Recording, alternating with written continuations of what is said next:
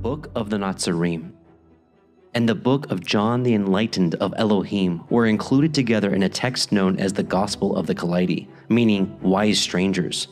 The origins of this work are debated, as no original manuscripts have ever been found. However, it is commonly believed that the books were preserved and passed down by Celtic believers in the 1500s after previously being saved from arson, possibly either the burning of the Library of Alexandria or the Glastonbury Abbey fire in 1184. It has been tucked away alongside a secular work known as the Kolbrin. However, they don't remotely share any similarities. Whether this is a complete and divinely inspired text can certainly be debated. Nevertheless, we do believe that it contains the words from our Messiah that were not captured in the canonical gospel accounts. As stated by the Apostle John, if everything the Messiah did were recorded, all of the books in the world could not contain them. In this volume, you will find astonishing parables, new and old, that will challenge your walk. Join us as we test this book, allowing the Spirit of the Most High to guide us unto what is true.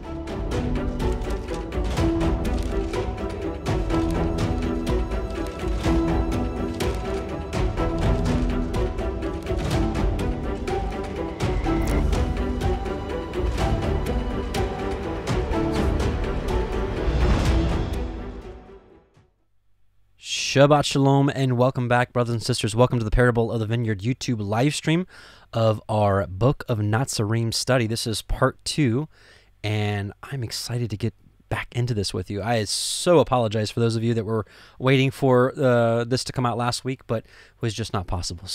But praise be to Yah, we're here now, and I long to get back into this book with you. Before we do, let's pray. Father Yah, we just come before you, bless you and praise you, and thank you for sending your Son, Messiah Yahushua, the Word. Father, we thank you for the hidden treasures you've been opening up for your people in these last days. And we truly view your Word as treasure. And Father, we know it's the glory of Elohim to conceal something, and it's the honor of kings to search it out. So Father, would you bless us today as we continue to walk in that honor. And we just bless and praise you, and ask that your Ruach HaKodesh would guide us tonight. In Yahushua's mighty name, amen, hallelujah. So we're going to get right back into it. Before we do, though, we'll do a little road shofar from a couple weeks ago.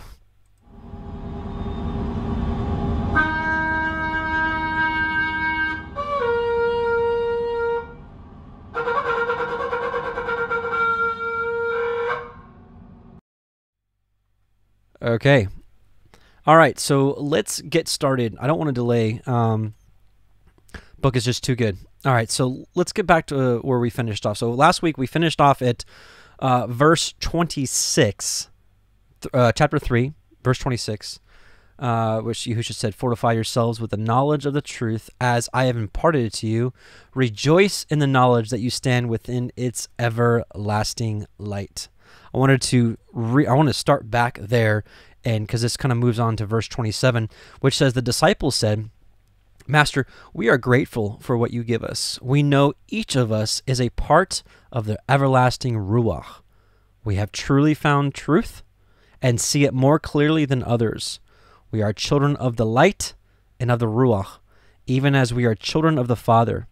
None of us can ever repay you, for we have been given treasure beyond riches.'" And we're going to talk about that in a little second. "Only the Heavenly Father can provide proper recompense for your labors among men." So this is, this is really, again, if you missed last week we talked about the introduction, about where this came from, which the animated introduction here, kind of tells a little bit about that. So if you're just jumping in, I would recommend part 1, honestly.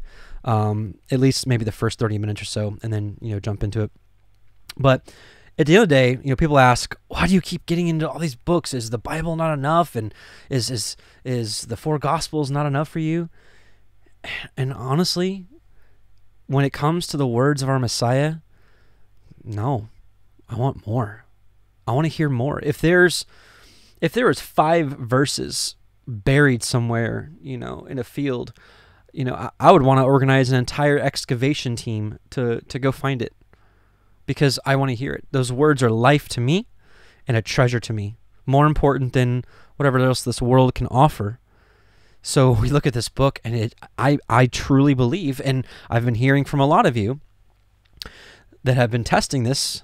You know, you get the occasional like, oh, this book is garbage or whatever. And typically when you ask them, have you read it? They're like, no, I don't need to.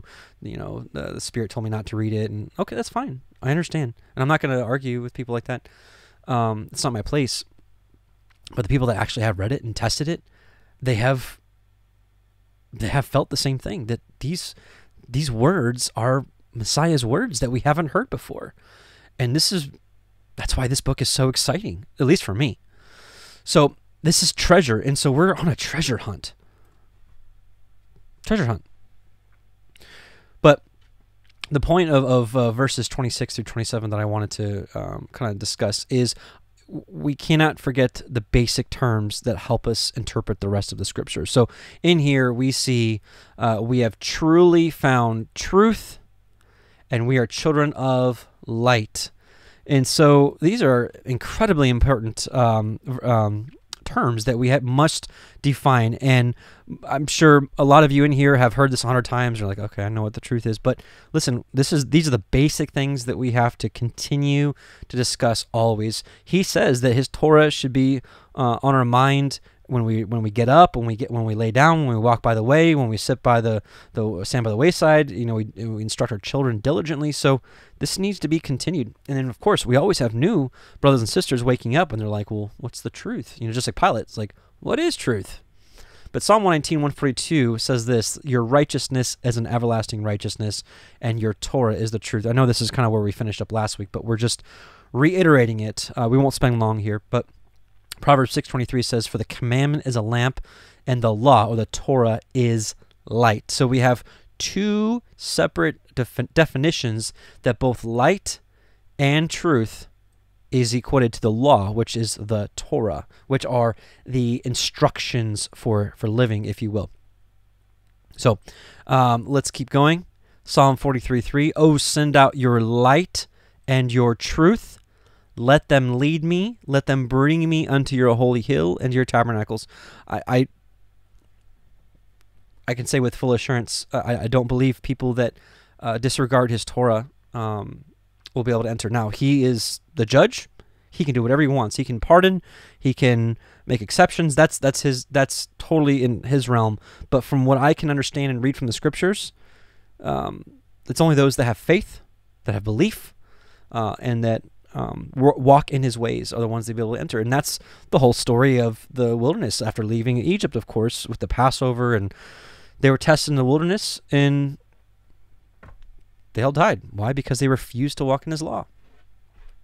Malachi 2:6 says, the law of truth was in his mouth, and iniquity or lawlessness was not found in his lips. He walked with me in peace and equity, and did turn many away from iniquity, lawlessness. This is talking about the Levites. Isaiah 26, 1 through 2, in that day shall this song be sung in the land of Judah. We have a strong city. Salvation will Elohim appoint for walls and bulwarks. Open ye the gates. I do believe this is talking about New Jerusalem. Open ye the gates, that the righteous nation which keeps the truth may enter. And so it's not just truth is not like the difference between a truth and a lie. Like if you tell a lie or tell a truth, it's way bigger than that. Truth is something we're supposed to be active in and actively pursuing. Revelation 22:14, blessed are they that do his commandments, that they may have the right to the tree of life and may enter in through the gates into the city. It's hard to get around that one. It really is. But in any case, let's look at a couple of New Testament verses now that we've, again, just firmly established. And this is what we're seeing in this Book of Natsarim here. This is the disciples saying, we are grateful for what you give us. Now, is Messiah giving them physical riches and, you know, dazzling clothes and nice shoes and homes and, you know, motorcycles and kayaks and whatever? No, he's not. We are grateful for what you give us. We know each of us is a part of the everlasting YAHUAH. We have truly found truth and see it more clearly than others. We are children of the light and of the Ruach, even as we are children of the Father. None of us can ever repay you, for we have been given treasure beyond riches. Only the Heavenly Father can provide proper recompense or repayment for your labors among men. But let's go back to the truth and light. So 1 Peter 2:9 says this, but you are a chosen generation, a royal priesthood, a holy nation, a peculiar people, that you should show forth praises of him who has called you out of darkness into his marvelous light. He's called you out of complete disobedience into obedience to his ways. Hallelujah. Ephesians 5:1-9. Be ye therefore followers of Elohim as dear children, and walk in love as Messiah also has loved us, and has given himself for us, an offering and a sacrifice to Elohim for a sweet-smelling savor.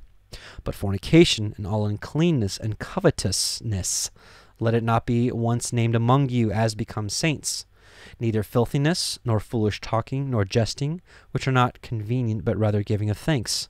For this you know, that no whoremonger, nor unclean person, nor covetous man, who is an idolater, has any inheritance in the kingdom of Messiah and of Elohim. Let no man deceive you with vain words, for because of these things comes the wrath of Elohim upon the children of disobedience. Key word. Be not you therefore partakers with them, for you were sometimes darkness, but now are you light in the Master. Walk as children of light, for the fruit of the Spirit is in all goodness and righteousness and truth. Is it a coincidence that we have light and truth here? And of course, everything preceding it had to do with obedience or disobedience, of course. So 2 Thessalonians 2:7-12, for the mystery of iniquity. And if we look at this word iniquity, it means transgressing the law, straight up. It doesn't matter if you're just because you're ignorant of it and you don't know it, or because you know it and do it anyways. Iniquity is iniquity. For the mystery of iniquity does already work, only he who now lets will let until he be taken out of the way. That's a whole other study for another day. And then shall that wicked be revealed, whom YAHUAH shall consume with the spirit of his mouth, and shall destroy with the brightness of his coming, even him whose coming is after the working of Satan with all power and signs and lying wonders, and with all deceivableness of unrighteousness in them that perish. Because, listen, because they receive not the love of the truth, that they might be saved. And so what we see here, I think Messiah specifically wanted these things to be kind of a parable. And that's how millions, or if not billions, of readers read the New Testament, and they'll read Paul's words, and they'll read this, and they'll have no idea he's talking about because they receive not the love of the Torah, that they might be saved. And for this cause Elohim shall send them strong delusion, that they should believe a lie. Listen, that they all might be damned who believed not the truth, but had pleasure in unrighteousness. Now, if we went back to Psalm 119, 142, it could be highly suspect that Paul's talking about Psalm 119, 142, because Psalm 119, 142 says, your righteousness is an everlasting righteousness, and your Torah is the truth. And so we have people that believe not the truth, but had pleasure in unrighteousness, the exact opposite of Psalm 119, 142. So, and then this is my favorite. I know a lot of you have heard this as well, but this is one that we just can't stop talking about. This is our own Messiah speaking about Torah obedience. John 3:15. Of course, the next verse is one of the most popular in the world. But so John 3:15-21, we'll see this is like the most direct parable about Torah keeping from our Messiah. Remember, the Torah is truth, and the Torah is light. That whoever believes in him should not perish, but have eternal life. For Elohim so loved the world that he gave his only begotten Son, that whoever believes in him should not perish, but have everlasting life. Hallelujah. But listen, this keeps going. For Elohim sent not his Son in the world to condemn the world, but that the world through him might be saved. He that believes on him is not condemned, but he that believes not is condemned already, because he has not believed in the name of the only begotten Son of Elohim. And this is the condemnation, that light, Torah, is come into the world, and men loved darkness rather than light, the Torah, because their deeds were evil. Doesn't that make sense?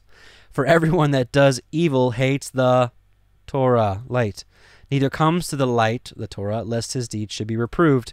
But he that does the truth comes to the light, that his deeds may be made manifest that they are wrought in Elohim. I don't know about you. That makes so much more sense when we define truth and light. But let's not spend too much time on this, because I know quite a few of us have this firmly grasped, but I didn't want to skip across this in case we have some new brothers and sisters that have joined us. So one last thing here on this notion here about truth and light. John 18:37, this is in front of Pilate. Pilate therefore said unto him, Are you a king then? YAHUAH answered, You say that I am a king. To this end was I born, and for this cause came I into the world, that I should bear witness unto the truth. Everyone that is of the truth hears my voice. John 10:27 says, My sheep hear my voice, and I know them, and they follow me. You can scour the Old Testament. Obeying his voice, hearing his voice, hearkening to the voice has everything to do with keeping his Torah. So I know there's a lot of people who are like, stop focusing. I know the commandments are good, but we don't have to focus on it so much. You just focus on Messiah.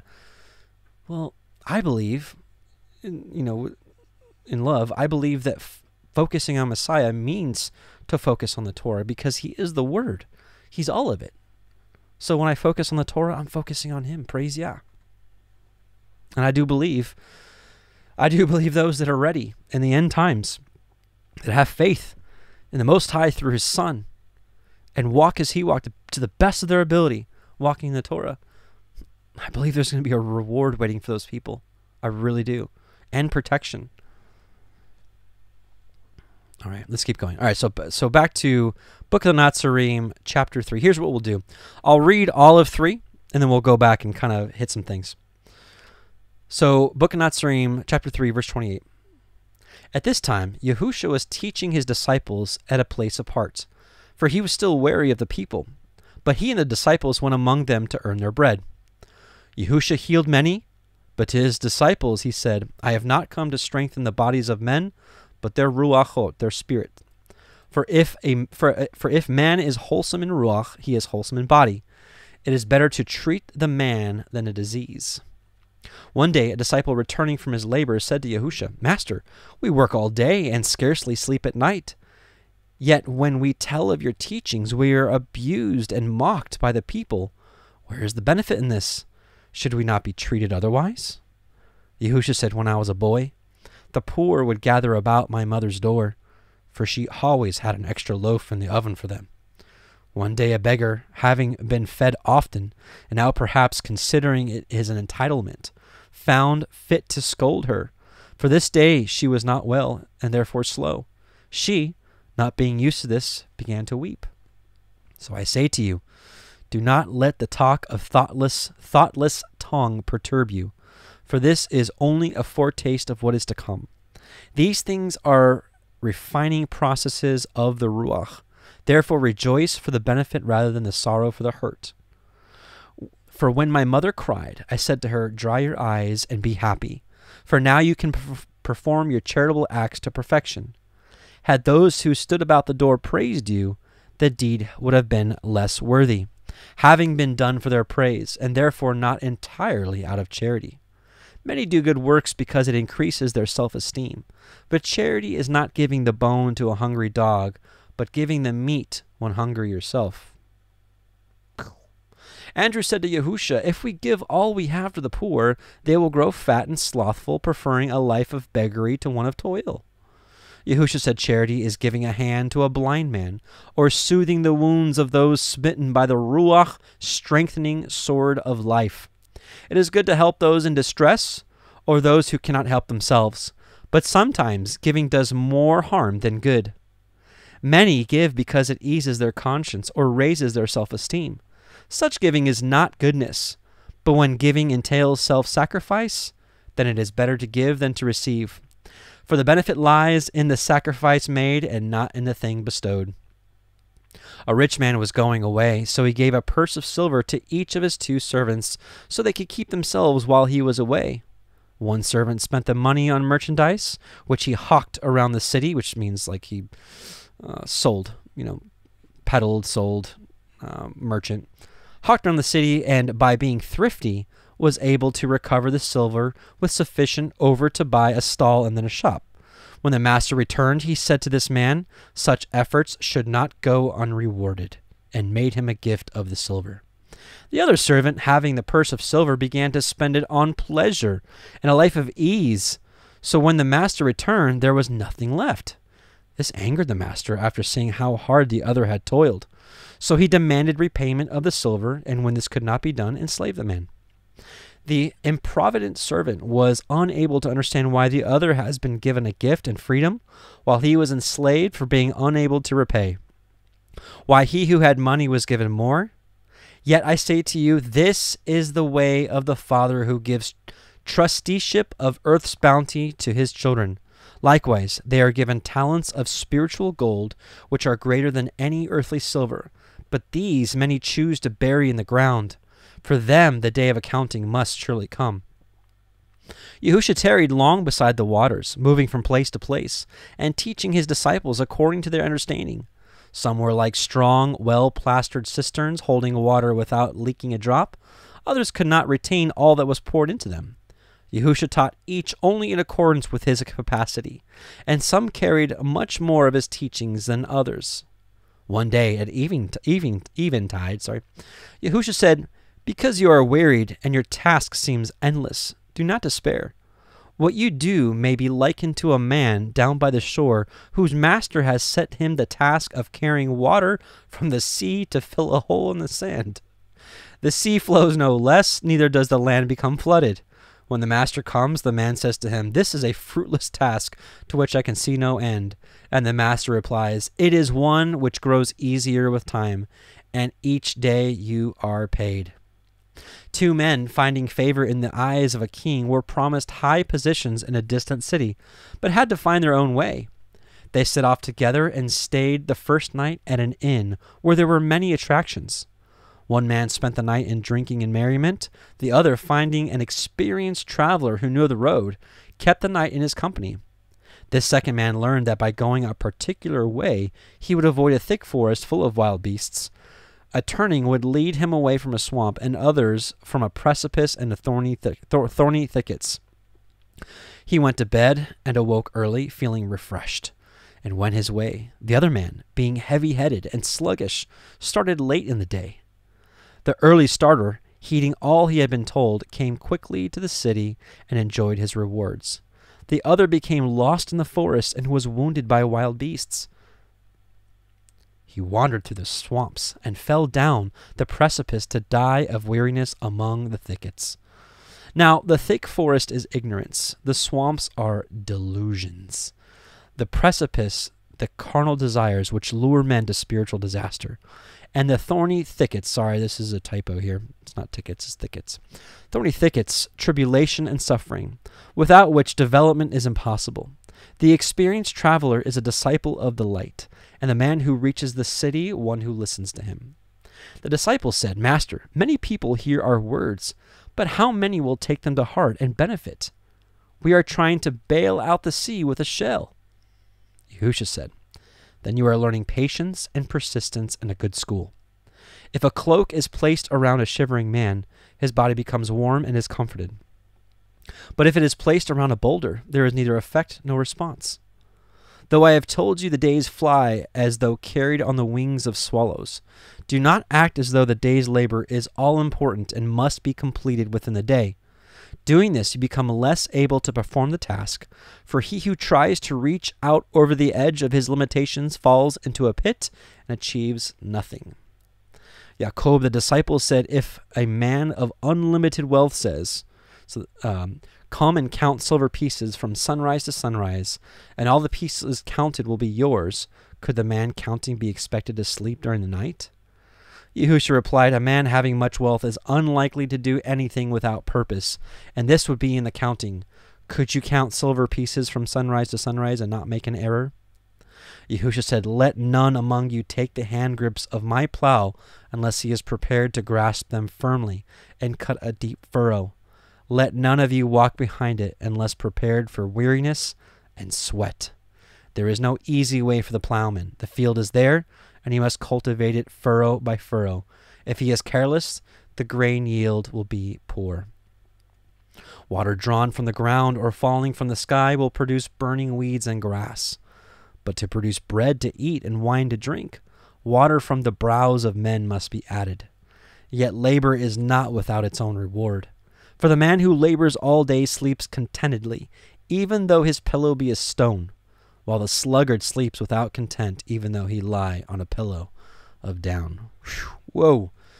So we're going to spend the rest of this part 2 here just going over chapter 3. I think the second half of chapter 3 just has so much, and I have no desire to speed through this book.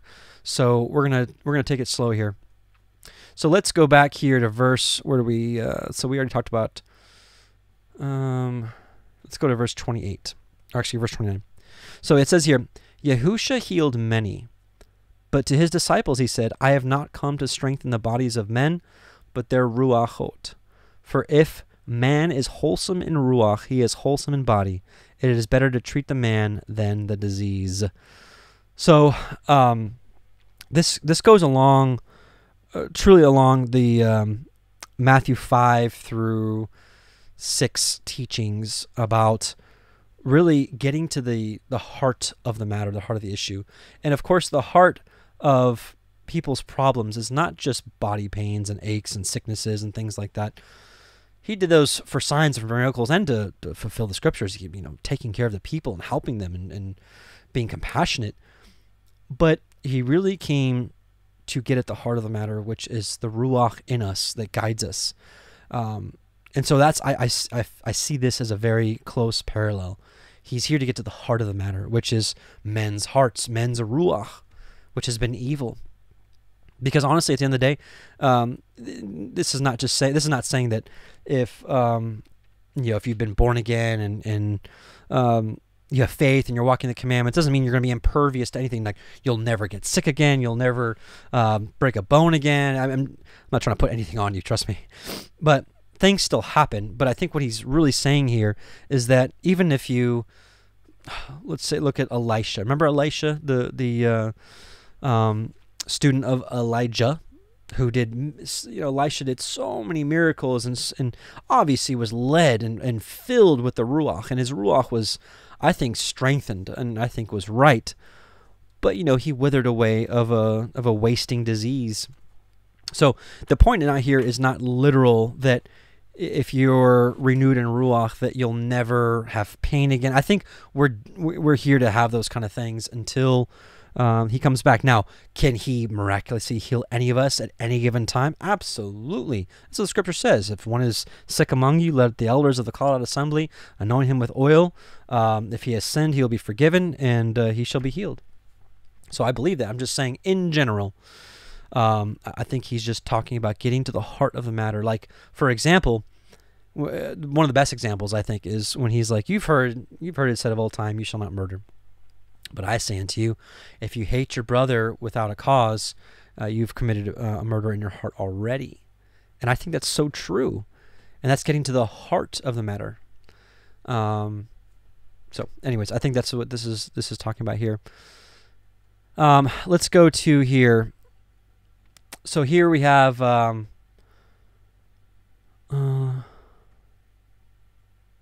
we go. Verse 30, one day a disciple returning from his labor said to Yahushua, Master, we work all day and scarcely sleep at night. Yet when we tell of your teachings, we are abused and mocked by the people. Where is the benefit in this? Should we not be treated otherwise? That's kind of honestly what I thought at first when I was like, yay, I'm going to preach the good news. Wait a minute, why am I abused all the time? Let's take a look at, speaking of Matthew 5, let's look at the Beatitudes. Which says this, this is Matthew 5:10, blessed are they which are persecuted for righteousness' sake, for theirs is the kingdom of heaven. Blessed are you when men shall revile you and persecute you, and shall say all manner of evil against you falsely for my sake. Rejoice and be exceeding glad, for great is your reward in heaven, for so persecuted they the prophets which were before you. So I think those are some comforting words. But here, Yahushua gives us another parable to answer this, to those that just constantly endure, constantly do good, and are just not number one, not thanked for it, which Messiah says, we don't need to take any thanks. We're just servants doing our job. But hearing constant teardowns and negativities, and this is the lot of someone who stands for the truth. You don't even have to necessarily be a teacher or an influencer, but you can just share something on Facebook and you just get mauled. So a lot of you know that better than I do. I've been on Facebook for 2 years, but I'm just saying in general, speaking and standing up for the truth, it brings persecution. But here's an interesting story. So he's saying his mom always made an extra loaf of bread for the poor, and they got used to it. But one day she was not well, and this beggar felt it was his entitlement, and he scolded her for this day she was not well, and therefore she not being used to this, began to weep. So she got throttled because that bread wasn't there for this beggar. And so, I don't know, I think this is just really good. So he says, so I say unto you, do not let the talk of the thoughtless tongue perturb you, for this is only a foretaste of what is to come. These things are refining processes of the Ruach. Therefore, rejoice for the benefit rather than the sorrow for the hurt. And this is something that I spoke about, I think, last week, and been living for 11, 12, 13 years. And it's like when these massive trials come, instead of being like, oh, man, really, there's a video we did 2 weeks ago now, I guess. It's called Mind Shift, of rejoicing in the trials. If you're having a hard time rejoicing in the trials, maybe check that out. It was, like I said, maybe 2 weeks ago. It says Mind Shift on the thumbnail. But anyways, this is a different way of looking at things. And I believe that a situation like this is the root of turn the other cheek, right? This is, someone coming at you, saying hurtful things, truth, just, okay. There's a passage from the Testament of Dan that I'd like to share with you. Very interesting here. We're going to go to chapter 4, verse 3. This is from a couple months ago when we did the Testament of Dan. It says this: when anyone speaks against you, do not be moved to anger. And if anyone praises you as being kind, do not be elated, nor be carried away, neither by pleasure nor by shame. I was just talking to another brother in ministry last night, and one thing that I found very wise in this brother, and I wanted to point it out to him, is that he was very even keel, that he could, someone can attack him, someone can praise him, and just even keel, like just staying the same course. And I think that's a good lesson for us. We're not to get frantic when people, throttle us, if you will. I don't know if that's a good word, but come at us. And when people play, oh, so wise. Oh, your word has so much wisdom. Blah, blah, blah. No, not. I'm sorry. Not that little noise was wrong. But my point is that we just give all praise to Yah, because Yah is the one who shows us wisdom. Yah is the one who guides us. Yah is the one who's forgiven our sins by sending his son. Everything, all glory goes to Yah. And that is how Messiah operated. And if that's how Messiah operated, that's how we operate. Praise Yah. Praise Yah. Another story of being even keel. I was thinking about David, King David, from thousands of years ago. He was just exiled from Israel, from his kingdom. Only about 600 went with him. Everyone else pretty much turned on him. Went with Absalom. They were walking, and this Shimei of the tribe of Benjamin was like cussing at him and throwing rocks at him, and he's like, "You bloody man, he's like, you child of Satan," and all these different things. And one of his men was like, "Do you want me to go take off his head? Because this is ridiculous." And David's like, "No, let him do his thing. Maybe Yah has called him to do this. Maybe Yah will have mercy upon me." Even keel. That's how we should be. Not that emotions are bad. Emotions are part of who we are. But especially when it comes to dealing with the word and dealing with each other with the word, I think emotions can get in the way. And I think we now, I think we should have some like sympathy and, you know, some gentleness and things like that. But especially on the anger side, that could really, that could really hurt a situation.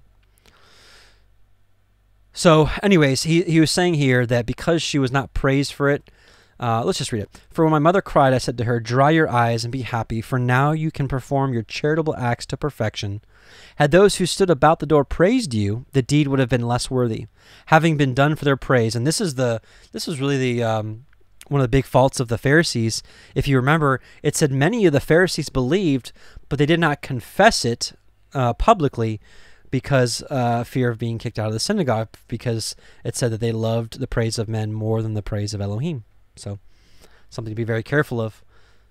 And therefore, not entirely out of charity. Many do good works because it increases their self-esteem, but charity is not giving the bone to a hungry dog, but giving the meat when hungry yourself. I'll tell you, brothers and sisters, some of these verses have already changed my life. And this right here, it just played over and over and over in my mind.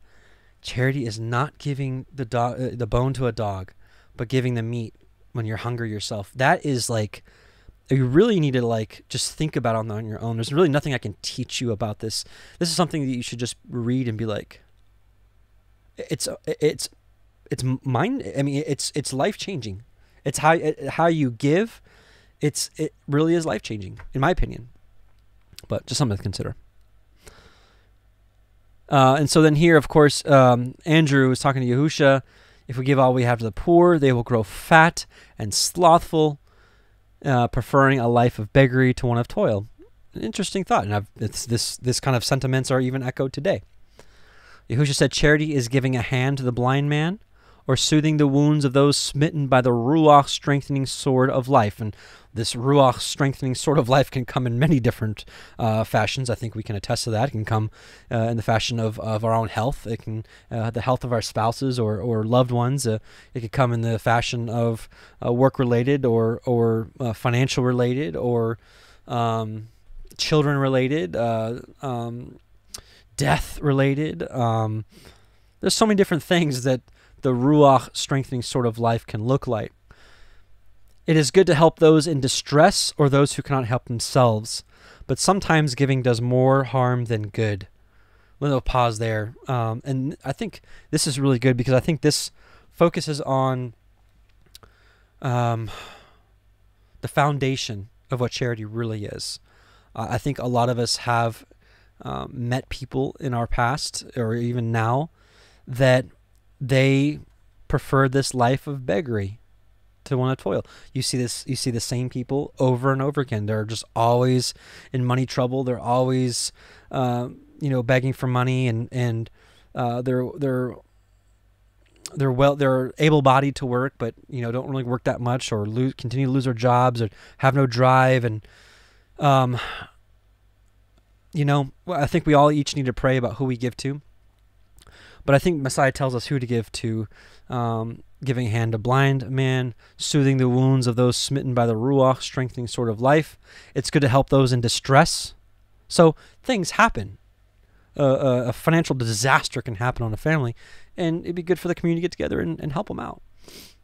Or those who cannot help themselves, of course, especially those who are handicapped or things like that cannot work like the rest of us. I think this is a thing where the stronger help the weak. That's Yah's way. The stronger help the weak. But listen, sometimes giving does more harm than good. How can that be? Especially Messiah is like, just give to those who ask. And so sometimes I think if we just isolate that verse, we're just like, I don't know. I think there is some wisdom to have here, that giving, in some cases, giving does more harm than good. I think I've got some verses on that. We'll go over in a second. Many give because it eases their conscience or raises their self-esteem. Such giving is not goodness, but when giving entails self-sacrifice, then it is better to give than to receive. For the benefit, listen to this. This is another life-changing verse for me, at least. For the benefit lies in the sacrifice made and not in the thing bestowed. Do you get that? So it's like what Yah looks at is not the material thing that's given. It's the sacrifice from you that's entailed in helping and giving to your brother. That's why especially you look at, I think it's the Book of James, where it's like someone is, or what does it talk about? There's, I think it's James, where it talks about someone comes to your door and needs bread or something because he's got some guests coming, and oh gosh, where is this at? Forgive me. But anyways, the person's like, well, I'm in bed, my children are in bed with me. Come back tomorrow. Well, no, you get up and do it right then and there. And I believe it's little things like that. It's like those are sacrifices. It's like, of course you don't want to get out of bed. Of course you don't want to wake up your children. Of course you don't want to do all these things. But that's the difference. That's sacrifice. That's the difference between someone that is willing to make a sacrifice for somebody or someone that just wants to give, just because it eases their conscience. And so just something to consider. But let's talk first about helping the weak. I've got a couple of verses I want to share with you. Romans 15:1 says, we then that are strong ought to bear the infirmities of the weak and not to please ourselves. Romans 6:2, Elohim forbid. How shall we that are dead? That's definitely not the verse I wanted to read. Was it 16:2?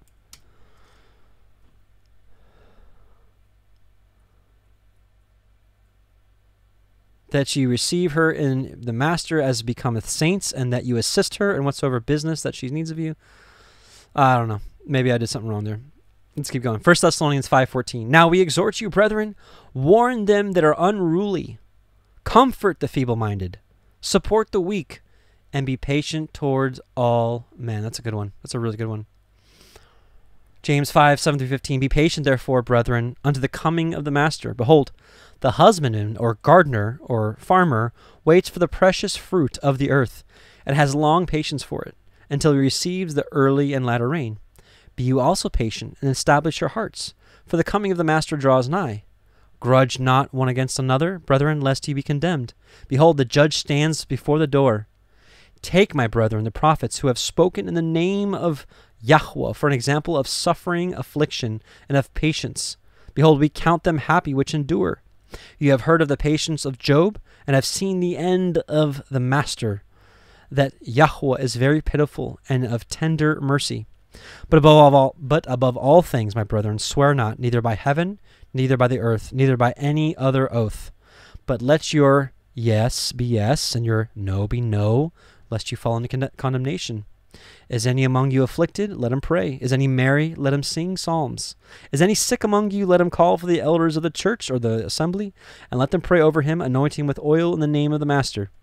And the prayer of faith shall save the sick, and YAHUAH shall raise him up. And if he have committed any sins, they shall be forgiven him. Praise be to Yah. So we help the weak. Now, not helping those who have the ability yet refuse to help themselves. This is where it really, I think, would kick in where Messiah is like, sometimes it's worse to help somebody. 1 Timothy 5:8. But if any provide not for his own, and specially for those of his own house, he has denied the faith and is worse than an infidel or a unbeliever. So this is a tough situation when like the husband refuses to provide or, doesn't provide, and that's a tough situation. It really is. A couple other things here about giving. Sirach, in case you're new, Sirach is also known as the book of Ecclesiasticus, not Ecclesiastes, but Ecclesiasticus. And it was included in the Apocrypha of the 1611 KJV and many others. But chapter 4 says this, My son, deprive not the poor of his living, and do not keep needy eyes waiting. Do not grieve the one who is hungry, nor anger a man in want. Which, pause there real quick. If you think about it, think about like in the scriptures, most of the people that were begging their bodies were broken. Like, remember Peter? There was a guy that was begging, and he's like, silver and gold have I none, but what I do have I give unto you. In the name of Yahushua HaMashiach, rise and walk. These are the beggars. I think these are the ones that truly need help. Do not grieve the one who is hungry, nor anger a man in want. Do not add to the troubles of an angry mind, nor delay your gift to a beggar. Do not reject an afflicted suppliant, nor turn your face away from the poor. Do not avert your eye from the needy, nor give a man occasion to curse you. For if in bitterness of soul he calls down a curse upon you, his Creator will hear his prayer. Sirach 12, if you do a kindness, know to whom you do it, and you will be thanked for your good deeds. Do good to a godly man, and you will be repaid. If not by him, certainly by the Most High. So, just a couple things about giving. Just wanted to share while we were there. All right. So, giving can do more harm than good. It reminds me of last week. Remember, for those of you that were with us, I can't talk. Those of you that were with us last week, or 2 weeks ago, excuse me, we read where it said, "Not all were healed, for in some healing would have done them more harm than good." So, and the reason I think about this is because I've known some people over the years that they just rely on other people to survive. They're just like, go to this person and that person for money, and this person, that person, that person, that person. There's always someone there ready to give them money. Boom, boom, boom, boom. But in some cases like that, I think what's delaying, the inevitable is delaying, which is, of course, just being in a place of relying on Yah only. Because some people that rely on just a life of beggary, they're not really trusting in Yah. They're just looking for man to bail them out time after time. It could be, when he says, giving can do more harm than good in some cases, it could be that this person needs to fall and needs to be in a place where they're just completely broken and need to call out to Yah. And maybe that's the experience they've been waiting for, or that, let's say the experience. That sounds really like New Agey or something. That's not what I'm looking for. And when I say experience, I think most of us have, at least as adults, and maybe some children are waiting for that, but at least as us adults have had an experience with Yah where we knew that he was there, we knew he was listening, and we knew he answered a prayer, and we knew he came to our rescue. And so by continuing to just do that, it sounds harsh, but sometimes people need to fall. Like I can look back and I'm glad that I fell on my face. I had no money, right? And I called out to him, and I'm glad. I'm thankful. I'm thankful that he allowed me to get to that place, as crazy as that sounds. So, okay. So let's go here. So this is chapter 3, verses 36 through 38. This is another interesting look at the parable of the talents and the parable of the servant that had a debt that he could not pay. It's kind of a mixture of both, and I really like this look at it. Let's read it together again. A rich man was going away, so he gave a purse of silver to each of his 2 servants, so they could keep themselves while he was away. One servant spent the money on merchandise, which he hawked around the city. Again, the word hawked means to peddle or to sell or to resell. So the servant spent money on merchandise, which he resold around the city, and by being thrifty, was able to recover the silver with sufficient over to buy a stall and then a shop. When the master returned, he said to this man, "Such efforts should not go unrewarded," and made him a gift of the silver. The other servant, having the purse of silver, began to spend it on pleasure and a life of ease. So you'll learn in this book that, really this whole life of ease thing is not what this current life is about. But anyways, he spent it on pleasure and a life of ease, so that when the master returned, there was nothing left. This angered the master after seeing how hard the other had toiled, so he demanded repayment of the silver, and when this could not be done, enslaved the man. The improvident servant was unable to understand why the other has been given a gift and freedom, while he was enslaved for being unable to repay. Why he who had money was given more. Yet I say to you, this is the way of the Father who gives trusteeship of earth's bounty to his children. Likewise, so not only we need to be good stewards of what he gives us in the physical, but likewise, or in another way, they are given talents of spiritual gold, which are greater than any earthly silver. But these many choose to bury in the ground. For them, the day of accounting must surely come. So, this is a really interesting one. This goes right back to, of course, the parable of the talents. And this is something that I've been discussing for a while, that we all have a place in this. I hope you know. And if you don't know that, you're like, just getting through life, paying your bills, maybe even going to Sabbath gatherings and feast days, that is not it. Those are the basics. We've got to grow past the basics, which is to really be the light. And there's so many different ways into which we can be the light. And the number of the remnant, I'll call us the remnant, the number of us is increasing every day. And the harvest is plenteous. I can assure you out there, the harvest is very plenteous. There are people searching for truth, and we need to be ready. We need to be ready to share the goodness. Now, I know everybody's not called to be a teacher, but all of us are called to share our testimony. All of us are called to be ready to answer whenever anyone asks us, what's the hope that is within us? We need to be ready to answer what's different about us. So listen to this. This is from the book of Elijah the prophet. It's chapter 8 says this, verse 3, even before he created the heavens and the earth, he counseled with the hosts of heaven and planned a plan wherein the spirit of every man should have his appointed role. For the spirit of every man appeared before YAHUAH Sebaot in the beginning and received a place appointed in the family of heaven and earth. When a man fills his appointed role, it is according to the glorious design of YAHUAH Sebaot, and thus each one functions according to the divine plan. The work of Elohim is pushed towards its consummation. So that's something that I've been talking a lot about also lately, is that people are just sitting around waiting for the Illuminati, the New World Order, the Rothschilds, whoever, to do this or to do that or to build this temple, or for the Antichrist to stand up and say this. Listen, I'm here to say the end times are waiting on us to do our job until the very last number of the remnant is in. And this is what it says right here. As each one functions according to the divine plan, the work of Elohim is pushed towards its consummation. Let's get going. What is your job? What's your job? You know you have one. If you don't know, fast. Pray. Ask him. Show me. Say, so show me, Father. I want a place in your kingdom. I want to do something. We're all called to do it. Let's go back to Book of Natsarim. We're going to go to chapter 3, verse 20. This is from last week. Just to remind us, it says, a paddler going from place to place is willing to undergo the hardships incurred through his wandering in order to earn his livelihood. Even so should you be prepared to cheerfully accept the hardships imposed by life in order to gain glory in the life which follows. It's not easy. Let's go to Natsarim chapter 8, verse 44.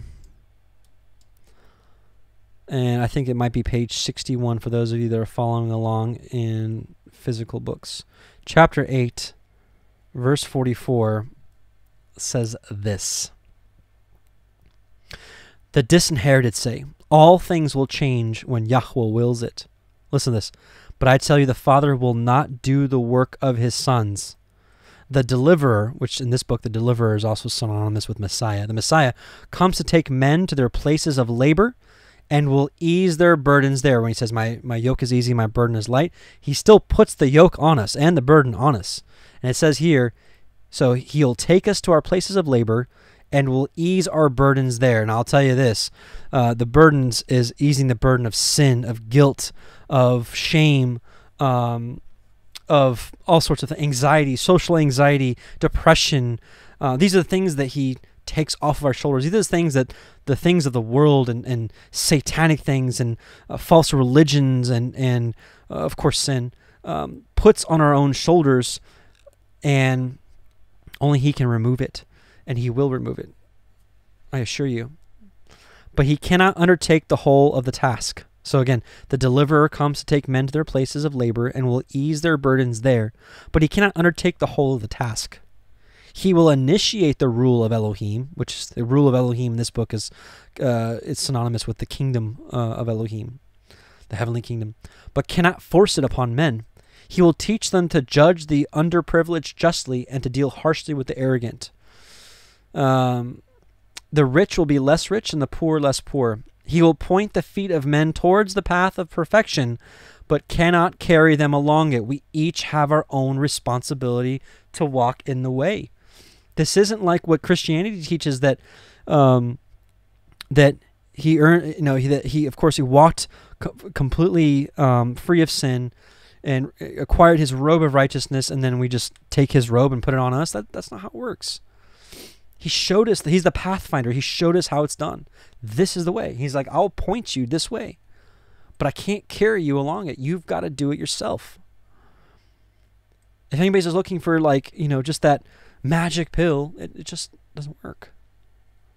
You've got to bear the brunt. Earthly kings can drive men to fulfill their tasks, but no one can be driven along the path to glory. Only those who guide and lead can take men this way. So let's go back. Where were we? Okay.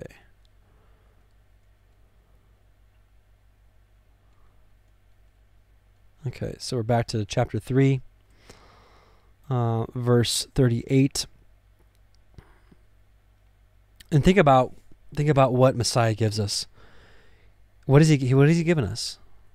He's given us eternal life. He's given us the knowledge of eternal life. He's given us knowledge of the Father. He's given us knowledge of the way, wisdom, true wisdom. One of the prophecies about him is that he would come and reveal things that have been hidden from the days of old. Nuggets of wisdom for us.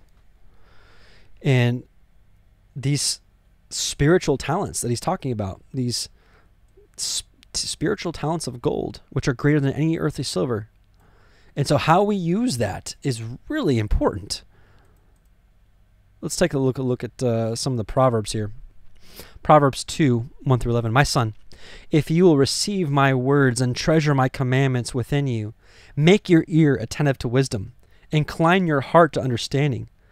And if you cry out for insight and raise your voice for understanding, if you seek her as silver, this is wisdom, of course, and search for her as for hidden treasures, then you will understand the fear of YAHUAH and discover the knowledge of Elohim. So like how, what he's trying to say here is kind of how everyone in the world scurries about, really, for money.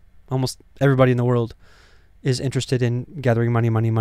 Now, I understand, I'm not trying to be a hypocrite because, of course, I have money so that I can buy groceries and pay rent and those kind of things. But there's a difference between having what you need and having a love for something. But the point here is that if we seek for wisdom like everyone else seeks silver, which of course is riches, then you will understand the fear of YAHUAH and discover the knowledge of Elohim. And this is part of the spiritual talents and spiritual things that he's given us. These are the riches he's given us. For YAHUAH loves wisdom. From his mouth comes knowledge and understanding. He stores up sound wisdom for the upright. He is a shield to those who walk in integrity, guarding the paths of justice. He watches over the way of his godly ones. Then you will discern righteousness, justice, and integrity, and every good path. For wisdom will enter your heart, and knowledge will be delightful to your soul. Discretion will watch over you. Understanding will guard you. Proverbs 3, 13 through 19. Blessed is a person who finds wisdom, and one who obtains understanding. For her profit is better than the profit of silver, and her produce better than gold. She is more precious than jewels, and nothing you desire compares with her. Long life is in her right hand, in her left hand are riches and honor. Her ways are pleasant ways, and all her paths are peace. See, she is a tree of life to those who take hold of her, and happy are those who hold on to her. YAHUAH founded the earth by wisdom. He established the heavens by understanding. And one last one. Again, this is kind of what I was talking about at the beginning. This is, why are we reading this? I found treasure. At least I believe I did. Matthew 13:44. The kingdom of heaven is like a treasure hidden in a field, which a man found and hid again. And from joy over it, he goes and sells everything that he has and buys that field. And I really just think about the point of that is, again, I I know most of you listening to this, probably 95% of you, have jobs and families and a routine and children and school and all these different things. I know we need to have a life, and I know we need to have income and the work. We need to work. And this book of Natsarim is heavy on people need to work. We saw earlier, the Heavenly Father won't do your work for you. Messiah is like, I can take you to the path, but I can't carry you upon it. You've got to bear the brunt. The point of what I'm saying is that I don't think we can let anything overtake our love and desire to serve our Heavenly Father, to walk like our Messiah, than anything else in the world. Nothing can overtake it. Nothing should. This should be primary in our lives. This is part of that spiritual goal. This is part of that spiritual talent. Messiah also says, where your treasure is, there is your heart also.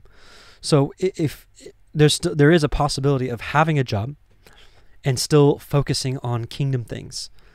And if you're focused on kingdom things, man, you could be a really good witness to the Most High. Of course, as long as you're doing it in patience and love and meekness and not, thrashing everyone around you because you're like, I'm in Torah and you're not.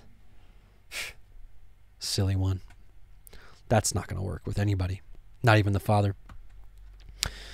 So anyways, I wanted to, let's see, I think that's about it there. So we'll keep going.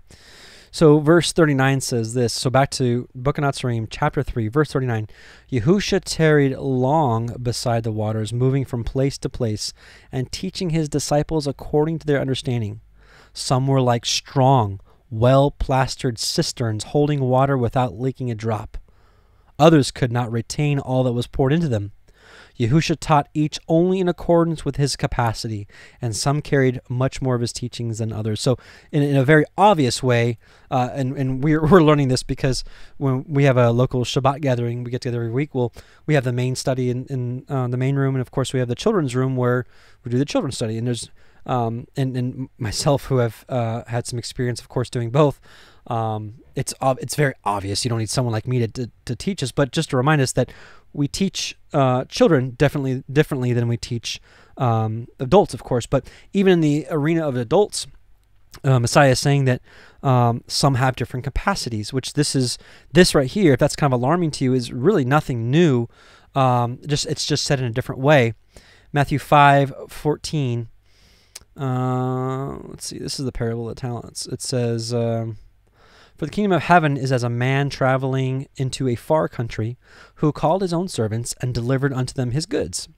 And unto one he gave 5 talents, to another 2, and to another 1, to every man according to his several ability. And straightway took his journey." So he knows the kind of abilities we have. And I've said this before. I don't think we're judged on how much we do in the overall scheme of things, in the big picture, but I think we're judged and rewarded based off of what was given and what was used and how it was used. And so in that way, maybe that you might be able to take a little hope in there and be like, because some people are like, well, what kind of impact can I have? I don't have this or that, and it doesn't matter. Your whole life, y'all, I've said this before, your whole life experience, all your trials, all your tribulations, all your tears, everything you've gone through, it could be all for one conversation you have in your life with one person, and it changes their life radically because of some of the things you said just resonated with them, and they're like, I'm going to follow the Most High. This is amazing. I've been waiting for this all my life. What if one person? And what if that one person goes and tells 10 people? Well, now we're talking about being fruitful and multiplying. Multiplication is awesome. And multiplication, it can start with 1. Okay? Anyways. So the point is, of course, that we're different. We're all different, and we all have different capacities. But we all can be used. Verse 40 of chapter 3. One day at eventide, YAHUAH said, "Because you are wearied and your task seems endless, do not despair." This kind of trails into that last verse right there, because I've heard from people who are like, "Oh, I post and if I keep talking about the internet, that's just a big part of our lives right now. Let's just be honest with each other. Like I post and like, nobody sees it, and one like, and like, who cares, really? First of all, number one, who cares? It's all vanity. Getting one like or a billion likes does not make you a better person. Doesn't make you more liked in the eyes of the Father, at least in my opinion, of course. But your impact may not ever be seen, and that's why Scripture says, once sows and another reaps. So you may sow, you may plant seeds for 30 years and never see one maturation of the seed sown. You may never see any of the fruit of your works, and it could get get hard. You're like, oh man, am I doing any good? Listen to this. For the person that's like that. One day at eventide, Yahushua said, because you are wearied and your task seems endless, do not despair. What you do, which of course this is bringing in the kingdom, this is preaching the good news and being witnesses and being a light, and what you do may be likened to a man down by the shore whose master has set him the task of carrying water from the sea to fill a hole in the sand. Which, pause for a second there. Those of you that have ever been to the beach, you're going to the ocean. You're getting a bucket and you're filling a hole in the sand with water, and you can do that probably 500,000 times. And it says, the sea flows no less, neither does the land become flooded. When the master comes, the man says to him, this is a fruitless task to which I can see no end. And the master replies, it is one which grows easier with time, and each day you are paid. I don't know if I even want to expound too much on that, but that's just good words. We may not be able to see the end of our labors, but nevertheless we push on. Galatians 6:9, and let us not grow weary of doing good, for in due season we will reap if we do not give up. So keep charging. John 4:36-37. Already the one who reaps is receiving wages and gathering fruit for eternal life, so that sower and reaper may rejoice together. For here the saying holds true, one sows and another reaps. Or if you're listening to the Book of Natsarim audio, it says one sows and another reaps. Some of you are like, what? Some of you are like... Isaiah 26:17-21. Now, this is an interesting one. This is like end times. This is like end time stuff here. Like a pregnant woman who writhes and cries out in her pangs when she is near to giving birth, so were we because of you, O YAHUAH. We were pregnant. We writhed. We're like, we writhed in pain. But we have given birth to wind, nothing, emptiness. So like this is kind of a same thing in a different way. We're struggling, we're toiling, and nothing's coming of it.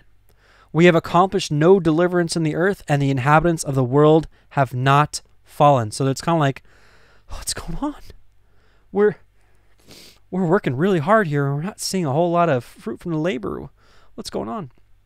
Well, here's the reward for those diligent workers. Your dead shall live, their bodies shall rise, you who dwell in the dust, awake and sing for joy. For your dew is as a dew of light, and the earth will give birth to the dead. Come, my people, enter your chambers, and shut your doors behind you. Hide yourselves for a little while until the fury has passed by. For behold, YAHUAH is coming out of his place to punish the inhabitants of the earth for their iniquity, and the earth will disclose the blood shed on it, and will no more cover its slain. Praise Yah. I don't know about you, but I would love to be there. So we're back to Book of Natsarim, chapter 3. So here's that other parable, which is really cool. I want to read it again, and we'll talk about it for just a second. It says, 2 men, finding favor in the eyes of a king, were promised high positions in a distant city, but had to find their own way. They set off together and stayed the first night at an inn where there were many attractions. Of course, by the way, I'm sure this is probably apparent, but just in case, this is about, of course, 2 people who have heard about eternal life and the kingdom, and they're like, we want to go. One man spent the night in drinking and merriment. The other, finding an experienced traveler who knew the road, kept the night in his company. The second man learned that by going a particular way, he would avoid a thick forest full of wild beasts. A turning would lead him away from a swamp, and others from a precipice and thorny thickets. He went to bed and awoke early, feeling refreshed, and went his way. The other man, being heavy-headed and sluggish, started late in the day. The early starter, heeding all he had been told, came quickly to the city and enjoyed his rewards. The other became lost in the forest and was wounded by wild beasts. He wandered through swamps and fell down the precipice to die of weariness among the thickets. Now, the thick forest is ignorance, the swamps delusions, the precipice the carnal desires which lure men to spiritual disaster, and the thorny thickets, not tickets, tribulation and suffering, without which development is impossible. The experienced traveler is a disciple of the light, and the man who reaches the city, one who listens to him. So a cool little parable, of course, about getting to the kingdom, of course, with all the different things going on. And here, of course, is another parallel, which is the seed of the sower. We see very similar things. In the Natsarim, we kind of just get a little more detail. But let's not forget about this. Matthew 13:18 through 23. Listen then to the parable of the sower.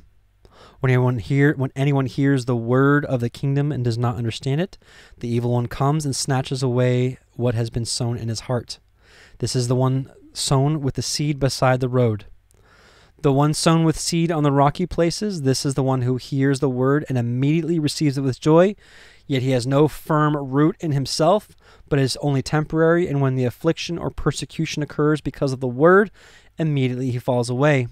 And the one sown with seed among the thorns, this is the one who hears the word, and the anxiety of the world, which they sell at a very cheap rate, and the deceitfulness of wealth choke the word, and it becomes unfruitful.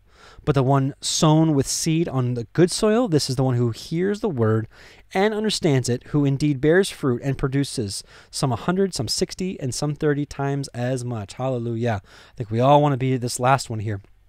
And we'll talk about bearing fruit another day. But I want to go back. So we look here. We look at this first part. It says, when anyone hears the word of the kingdom, does not understand it, the evil one comes and snatches away what has been sown in his heart. This is kind of an interesting one because I think we get a little take here that we don't see somewhere else. It says the thick forest is ignorance, the swamps delusions. So it looks like the thick forest and the swamps both fall under the sown by the wayside. Satan comes up and snatches them up. So he snatches them up through ignorance and delusions. Now, delusions is one I want to actually talk about for a second. Let's look at the definition of the word delusion. So something that is falsely or delusively believed or propagated. So false doctrine, false doctrine can be one of them. Let's look at, let's see, thesaurus. I wonder if we get any other good. Deception, fantasy, illusion, pipe dream. Okay, good. I'm glad we're looking at it. Because this is what the devil does.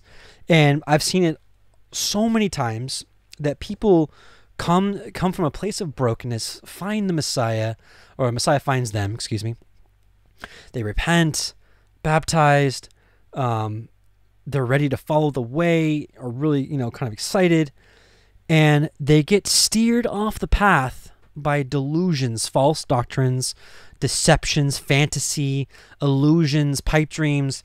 And I see people, instead of focusing on the word and as Alan said, being washed by the word and continuing to pitch your tent with Elohim, if you will, is to stay in his way, stay in his lane. People go off on all these other little side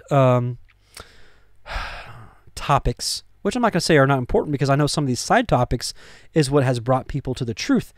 But again, where your heart is, there is your treasure. Or where your treasure is, there is your heart. Anyways, same thing. So if your heart becomes fond after just chasing all these different things, which of course some may be true, some may be false, it's hard to tell. But some of you know some of these topics out there that are real dead ends. I mean, just dead ends. And I believe the devil is very smart in his way, And he's taking these unsuspecting people because they think they're just looking at more truth. And they start going off the path. And before you know it, these delusions, these false doctrines have got them, in a place where they're unwinding their whole faith, and they're gone. See ya. And I've seen it so many times. So many times. That's why I say, listen, the conspiracy stuff, it's important because for a lot of us, that brought us to where we are now. But now that we're here and we have his treasure in front of us, why are we spending an inordinate amount of time on anything else other than his ways? Seriously. But that's how it happens. And people go down this road of, they're in the faith for a couple weeks, couple months, and everything is Yah told me this, Yah told me that, which is very dangerous territory because you're basically saying, hey, I'm a prophet, and Yah came down and told me this, told me that, and told me this, told me that. And I think when you loosely do that,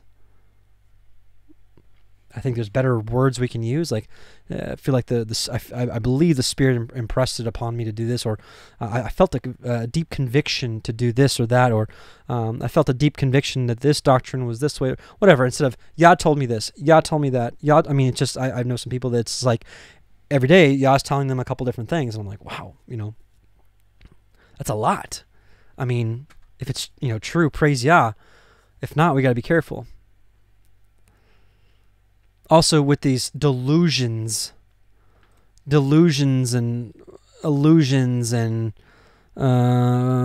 fallacies and deceptiveness and chicanery, with this, I believe, comes things like this, which goes along those like side paths I was telling you about. 1 Timothy 6, verse 4, he is proud, knowing nothing, but doting about questions and strifes of words, whereof comes envy, strife, railings, evil surmisings. Those of you that are online, you know that you've seen this with your own eyes. Doting about questions. Anybody know the word doting? It's like a unhealthy fascination with. It's like, I don't know. Maybe let's see. Look at thesaurus for doting.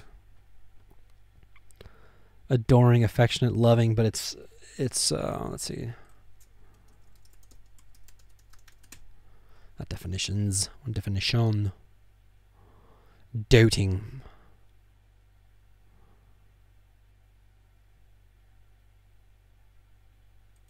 Yeah, excessively fond. Excessively fond. Like, it's excessive. Like, if people, like, all they want to talk about is the name, it's doting. All they want to do is talk about the calendar, it's doting. If their whole life is calendar, doting. They're doting on the calendar. And you can see, well, you'll see what you see. Last thing on this little parable here, I want to look at Natsarim chapter 20. Oh yeah, we're going to go all the way almost to the end. Chapter 20, verse 78. And let's see. Oops. So it looks like it may be page 179 for those of you that have the physical book.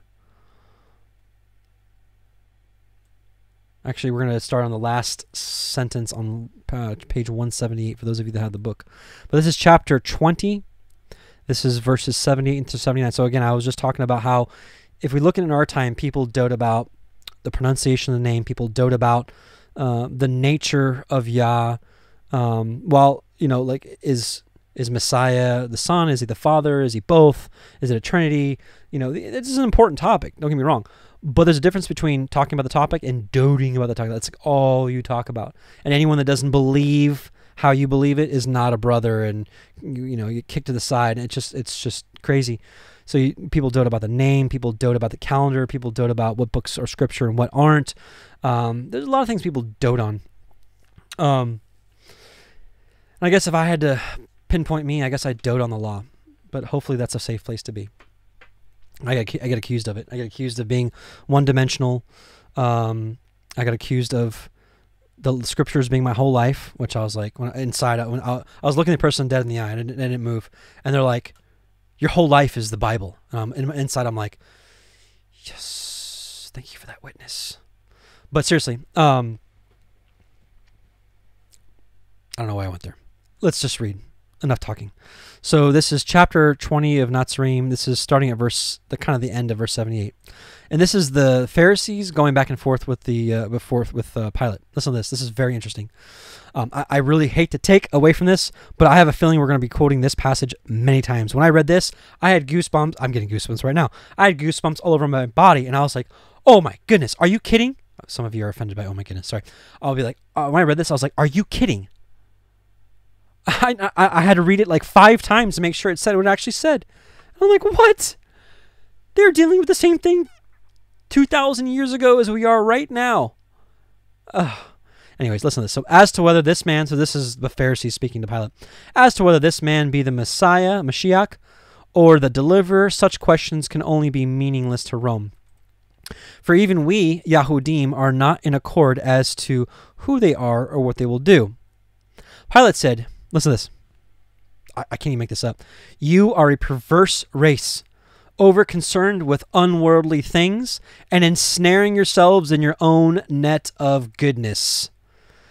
You cannot even agree on the dates of your own festivals or the nature of your Elohim. Instead of heroes, you have saints, yet your saintliness makes you unsaintly. You all agree to seek the truth, but dispute which path to follow and so get nowhere. You agree to follow your Elohim, but some say, we go this way, and others say, we go another. What you say today about this man, you said yesterday about another. Your laws are a maze which I will not attempt to negotiate. I'm sure that he was talking about their man-made stuff that was above Yah's laws. Your thoughts are devious, and your heart's an unreadable scroll. I am unfortunate in my governorship. When I read this, I was like, what? Are you kidding me? Listen to this. You cannot agree on the dates of your own festivals or the nature of your Elohim. I can't find this. I could not find this anywhere else. And I was just like, what? Nothing's changed. It's the same. Gosh, we've got to do better. We really have to do better.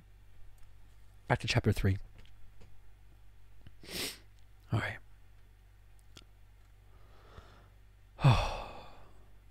So, of course, we want to be like the man who took heed to the disciple of light and to the instructions of how to get there, what to avoid, what to do. And may we get there safely. Praise Yah. That little passage there reminds me of Pilgrim's Progress, the cartoon version, and it's on YouTube. It's free. Just type in Pilgrim's Progress. It's the animated one. I think it's 2019. Listen, it's not perfect doctrinally. There's like one part where I'm like, oh. But the rest of it's like amazing. It's a good visual. All right, back to chapter 3, verse 45 or 44. Excuse me. The disciple said, Master, many people hear our words, but how many take them to heart and benefit? We are trying to bail out the sea with a shell. Yahushua said, then you are learning patience and persistence in a good school.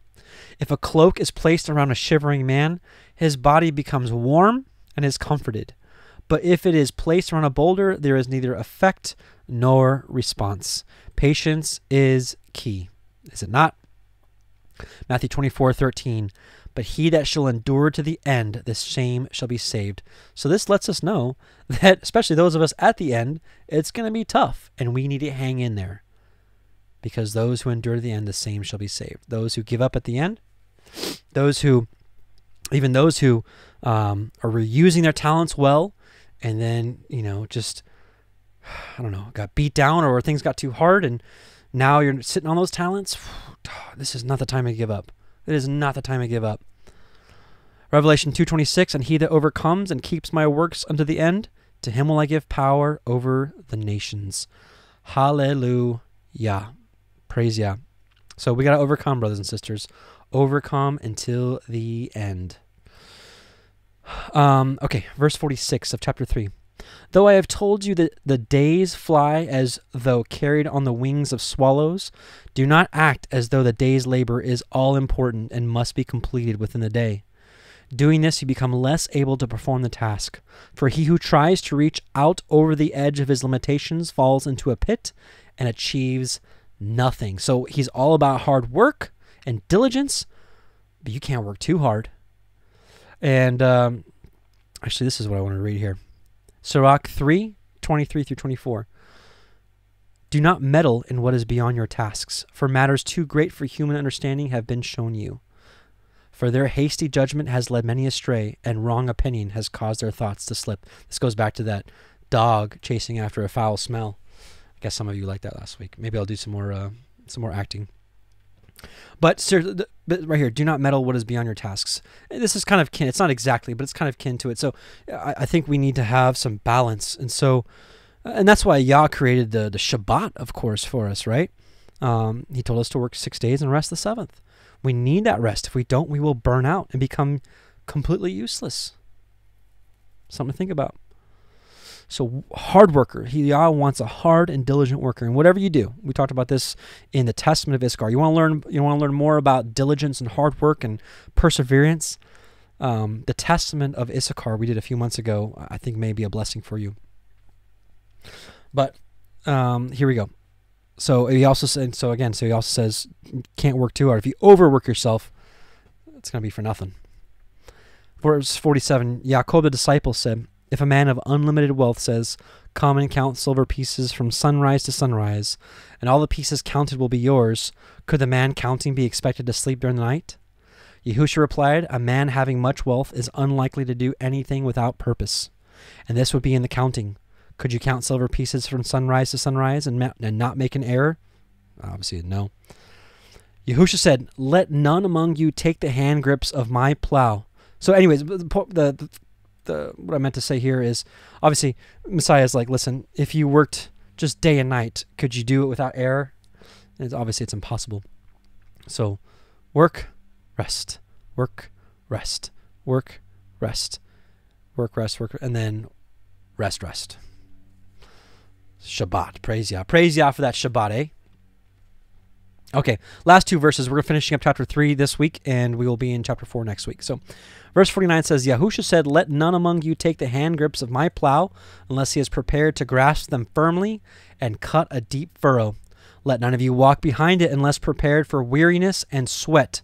There is no easy way for the plowman. The field is there, and he must cultivate it furrow by furrow.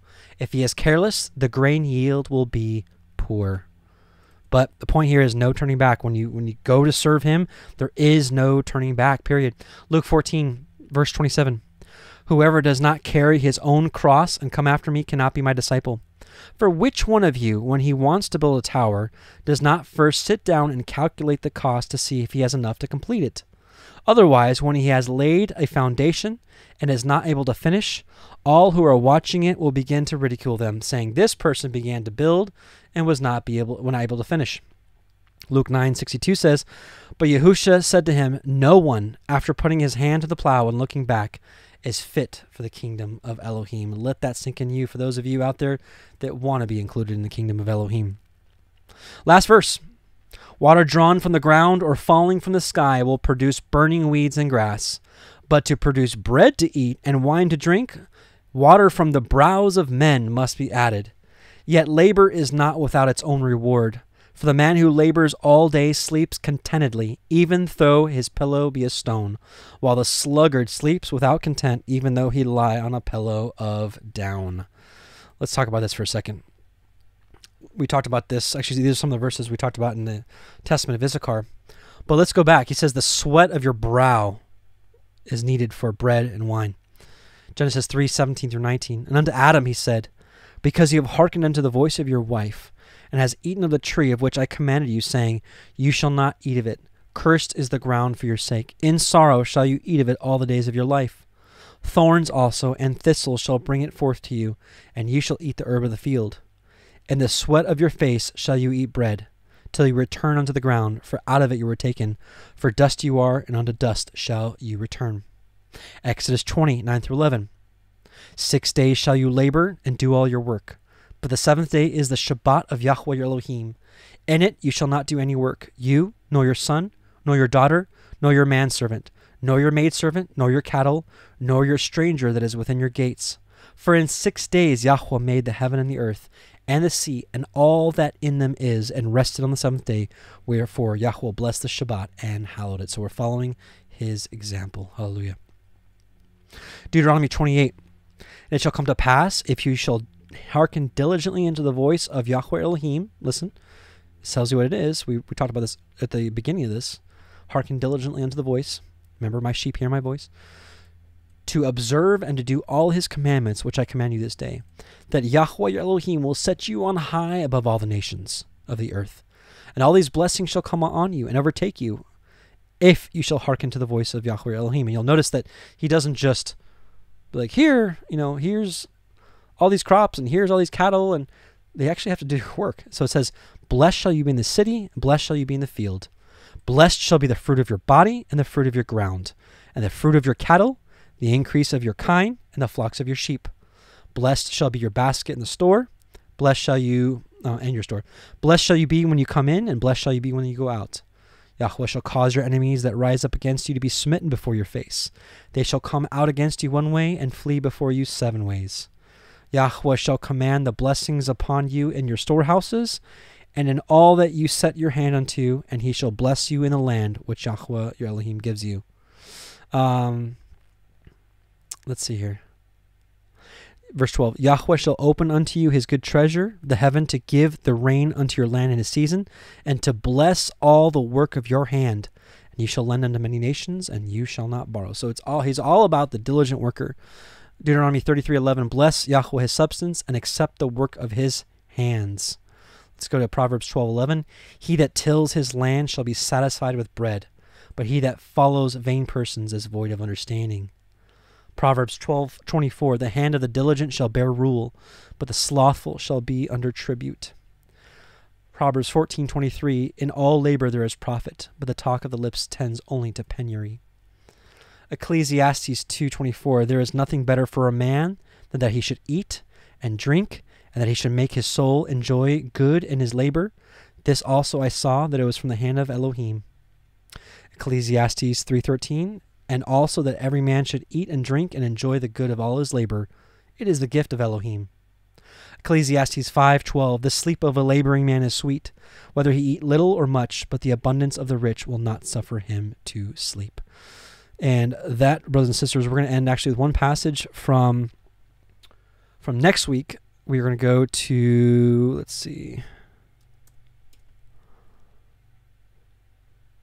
All right, so this should be page 27 for those of you that have the physical book.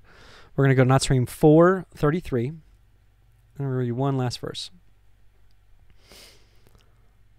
No man is so important that he is above the need to work. If it becomes necessary to dress hides in the marketplace, then undertake it with a cheerful heart. Even the rich must do something, for idleness is the rust of time. So with that, brothers and sisters, I think we're going to finish up right there. And let's pray. I have a quick announcement, and then we'll finish with a song. So let's pray. Father YAHUAH Most High, we just thank you again for allowing us to study your word. Thank you for bringing this book to our attention, Father, and allowing us to study and test it together. We pray that we're able to glean the truth from it, Father, and to benefit from it, and to walk more in accord with your Torah. We thank you so much for all you do. Thank you for this Shabbat and for this rest. We bless you, O YAHUAH, our Elohim. Amen. Hallelujah. Shabbat Shalom.